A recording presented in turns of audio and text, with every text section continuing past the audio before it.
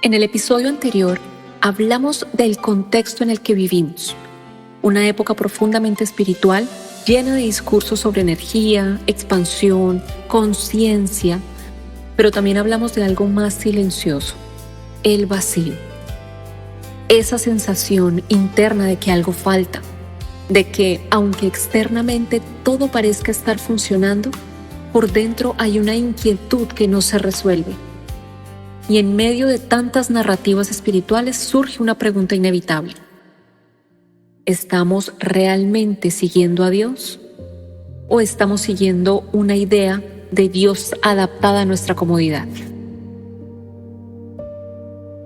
Por eso, hoy damos un paso fundamental. Porque antes de hablar de identidad, de ruptura, de redención, necesitamos responder una pregunta básica. ¿Quién es Dios realmente? No el Dios cultural, ni el que proyectamos, ni el Dios que reinterpretamos para que encajen nuestras preferencias, sino el Dios que se revela. Porque cuando hablamos de conocer a Dios, no estamos hablando de una construcción humana. No estamos hablando de una idea filosófica. Hablamos de un Dios que se ha revelado a lo largo de la historia. Un Dios que se dio a conocer progresivamente a hombres y mujeres concretos, en momentos reales, y cuya revelación quedó consignada en la Escritura. La Biblia no es un libro de intuiciones aisladas, es el registro de esa revelación. Por eso, si queremos saber quién es Dios, no partimos de nuestra imaginación, partimos de lo que Él mismo ha querido mostrar de sí. Y desde ahí comienza el fundamento. Quiero comenzar con algo importante. Pretender conocer a Dios al 100% está por fuera de nuestras capacidades. Si pudiéramos abarcarlo completamente, entonces Él sería de nuestro tamaño. Y la Biblia es muy clara en esto. En el libro de Isaías, capítulo 55, versículos del 8 al 9, dice: Porque mis pensamientos no son vuestros pensamientos, ni vuestros caminos mis caminos, dijo Jehová. Como son más altos los cielos que la tierra, así son mis caminos más altos que vuestros caminos, y mis pensamientos más que vuestros pensamientos. Y en la carta a los Romanos, capítulo 11, versículo 33, podemos leer: Qué grande es la riqueza, la sabiduría y el conocimiento de Dios. Es realmente imposible para nosotros entender sus decisiones y sus caminos. No estamos aquí para definir a Dios exhaustivamente. Estamos aquí para conocer lo que Él decidió revelar. Porque Dios no puede ser descubierto por especulación, pero sí puede ser conocido por revelación. ¿Cómo podemos leer la Biblia? Aquí es donde entra algo esencial. No basta con leer literalmente sin contexto, pero tampoco podemos interpretar subjetivamente lo que queramos. La Escritura misma nos dice en la segunda carta a Timoteo, en el capítulo 3, versículo 16, Toda la Escritura es inspirada por Dios y es útil para enseñarnos lo que es verdad y para hacernos ver lo que está mal en nuestra vida. Nos corrige cuando estamos equivocados y nos enseña a hacer lo correcto. Y también en la primera carta a los Corintios, en el capítulo 2, versículo 14, Pero el hombre natural no percibe las cosas que son del Espíritu de Dios, porque para él son locura, y no las puede entender, porque se han de discernir espiritualmente.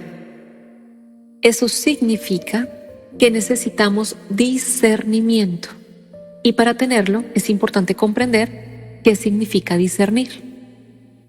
Discernir es la capacidad de diferenciar entre lo que parece verdad y lo que realmente lo es. Bíblicamente, el discernimiento está ligado a la madurez espiritual. En la carta a los Hebreos, capítulo 5, versículo 14, se habla de aquellos que tienen los sentidos ejercitados para distinguir el bien del mal. Y en una época donde muchas cosas parecen buenas, pero no necesariamente lo son, esa distinción se vuelve esencial. Discernir no es una habilidad superficial, es una formación interior. Y algo muy importante es que el discernimiento no es solo una capacidad intelectual, no nace únicamente del análisis humano. La Escritura nos muestra que la sabiduría proviene de Dios. En Proverbios leemos que es el Señor quien da la sabiduría. Y en el Evangelio de Juan, Jesús nos dice que el Espíritu Santo nos guiará a toda la verdad. Es decir, el discernimiento verdadero no es autosuficiencia espiritual, es dependencia. Es pedir que el Espíritu Santo active en nosotros la capacidad de ver con claridad, no para juzgar desde el orgullo, sino para reconocer la verdad desde la humildad. Entonces, cuando hablamos de leer la Biblia, no estamos hablando solo de interpretación intelectual. Eso significa algo muy importante. No es nuestra mente la que activa la revelación. Es el Espíritu de Dios obrando en nosotros. Por eso no leemos la Biblia para imponerle nuestras ideas. La leemos pidiendo que el Espíritu Santo nos conceda discernimiento. Cuando miramos toda la Escritura, vemos atributos bastante consistentes. Vemos que se indica que Dios es eterno. En el libro de los Salmos, capítulo 90, dice que desde el siglo y hasta el siglo Él es Dios. También se indica que Dios es santo. Y esto lo vemos en el libro de Isaías, capítulo 6, donde se repite, Santo, Santo, Santo. También se dice que Dios es espíritu. Esto lo vemos con Jesús cuando lo afirma en el Evangelio de Juan, capítulo 4, versículo 24. También vemos que Dios es luz y no hay tinieblas en Él. Así lo declara la primera carta de Juan, capítulo 1, versículo 5. También nos muestra que Dios es amor, pero también es justo. Y esto lo vemos en el libro de Deuteronomio, capítulo 32, versículo 4. Y cuando Moisés pregunta su nombre, Dios responde en el libro del Éxodo, capítulo 3, versículo 14. Yo soy el que soy. Esto quiere decir que Dios no depende, no evoluciona, no necesita validación humana. Él es. ¿Y por qué nosotros no somos Dios? Aquí viene la diferenciación fundamental. Si nos remitimos al libro de Génesis capítulo 1 versículo 27, dice que fuimos creados a su imagen. Ser hechos a imagen de Dios no significa que poseamos su naturaleza divina. Significa que reflejamos atributos comunicables, como la razón, la moralidad, la capacidad de amar, de elegir, pero no poseemos sus atributos como la eternidad, la omnipotencia, la omnisciencia. La imagen habla de representación, no de equivalencia. Y cuando confundimos representación con divinidad, aparece la distorsión. No significa que nosotros seamos el origen de la vida. Nosotros cambiamos, Dios no. Nosotros aprendemos, Dios sabe. Nosotros necesitamos, pero Dios es autosuficiente. Nosotros morimos, pero Dios es eterno. Reconocer esta diferencia nos da orden. Si miramos con atención, el amor de Dios ya está en el Antiguo Testamento. Vemos que perdona a Nínive, que protege a Caín en Génesis, que hace pacto una y otra vez con un pueblo que falla. La justicia nunca contradice al amor. La justicia protege el bien. En el Nuevo Testamento vemos misericordia en Cristo, pero también vemos juicio, verdad y llamado al arrepentimiento. No hay contradicción, hay coherencia. Hay algo importante que necesitamos entender cuando hablamos de quién es Dios. Dios no cambia, pero nuestra comprensión de Él sí madura.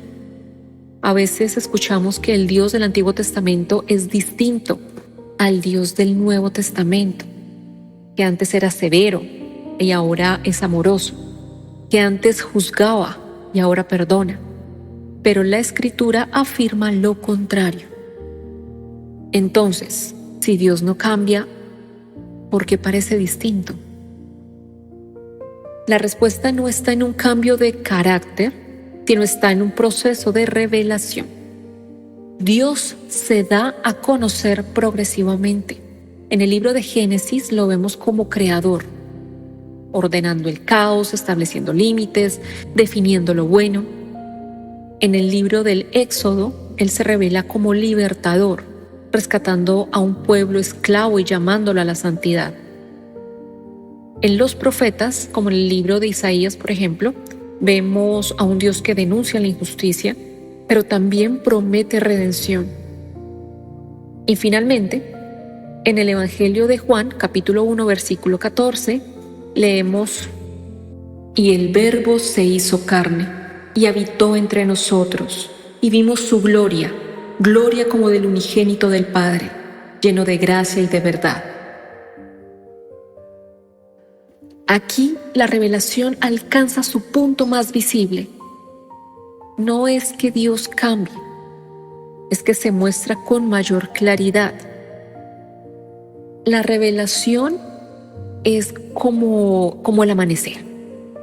El sol siempre es el mismo, pero en el amanecer primero vemos la oscuridad ceder, luego el horizonte se ilumina y finalmente podemos ver la luz plena. Así es Dios. Dios no evolucionó, Dios se reveló. En la carta a los Hebreos, capítulo 1, versículo del 1 al 2, se resume este viaje. Hace mucho tiempo, Dios habló muchas veces y de diversas maneras a nuestros antepasados por medio de los profetas. Y ahora, en estos últimos días, nos ha hablado por medio de su Hijo. Dios le prometió todo al Hijo como herencia y, mediante el Hijo, creó el universo.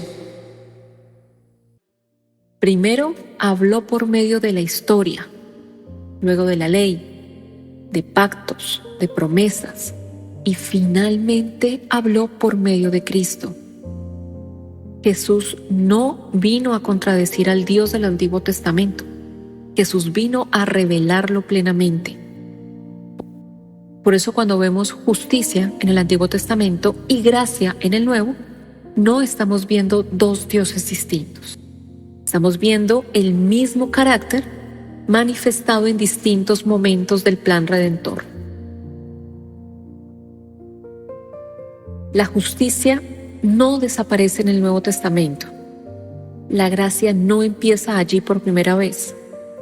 Ambas han estado presentes desde el inicio. El viaje de la revelación no es un cambio en Dios, es un cambio en la profundidad de nuestra comprensión. Y eso es hermoso, porque significa que conocer a Dios no es adoptar una imagen cultural, es caminar con Él a través de la historia que Él mismo ha contado. Y en ese recorrido algo se ordena dentro de nosotros. Descubrimos que no estamos inventando a Dios, estamos descubriendo al Dios que ya es.